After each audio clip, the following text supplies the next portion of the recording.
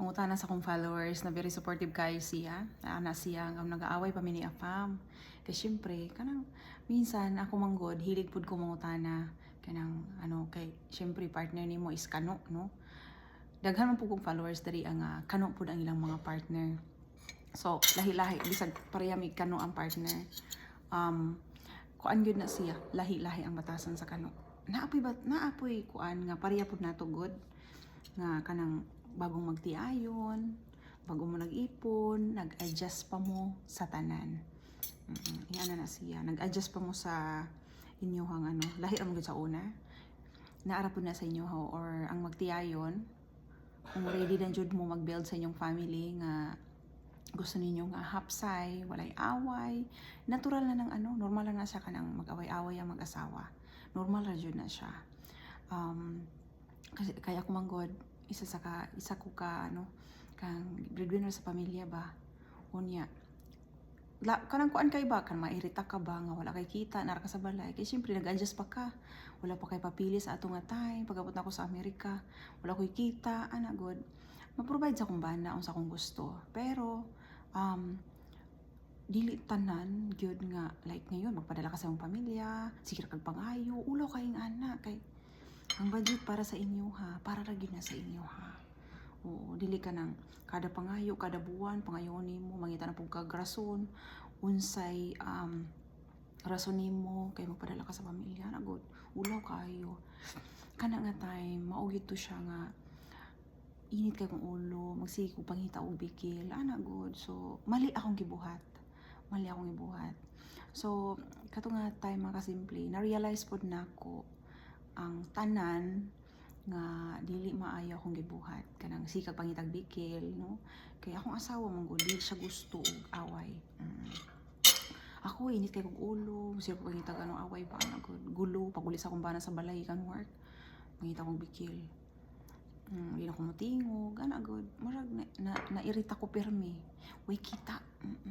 Nako gusto na ko trabaho so trabaho nga wala man kay papilis oo dili pa ka allowed magtrabaho mo to siya guys na katong time nga nag-ano nako kay ing-ani man gud pag magminyo na man gud ta usahay makaingon man gud ta kailangan ako tabangan akong family oo pero kay diri pud sa Amerika wala man na sila tabangay oo nagsarili silang kayod sa tua kung kinsa tong naay kwarta nga igsuon siya ra toy mo bago siya ra tapod sila ra ang asahan ana god pero para sa kuha karon kay na-learn ako sa tanan dili na siya pwede nga kailangan tudloan pud nimo imong mga igsuon kung saon pagpangita dili ka nang sige ra pangayo nimo ana god kay ikaw ra maura pud nang inyohang awayan pud usahay na kanang gamay dako sa imuha isalig kana god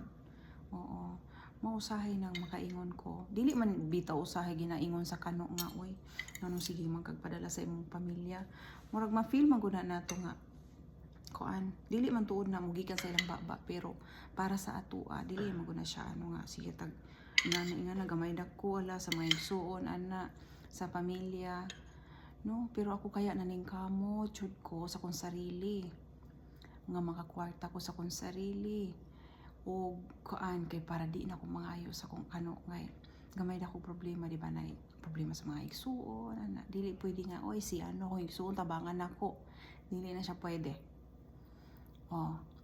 kaya ako naning kamo ko nag-work kay anytime na problema sa kong igsuon kwarta nako pwede na ko kuoton pero ang kwarta sa kano dili siya pwede kuoton kuot-kuoton kay wala na dili na uso diri sa ilaha.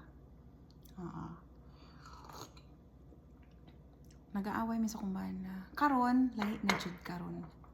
Sa una grabe mag-away gyud mi sa kumbana. Awayon jud ako siya. Kainit akong ulo pirmi. Pero karon na realize na ko nga ay din ato siya maayo. Naara pud na sa inyong duha magpartner.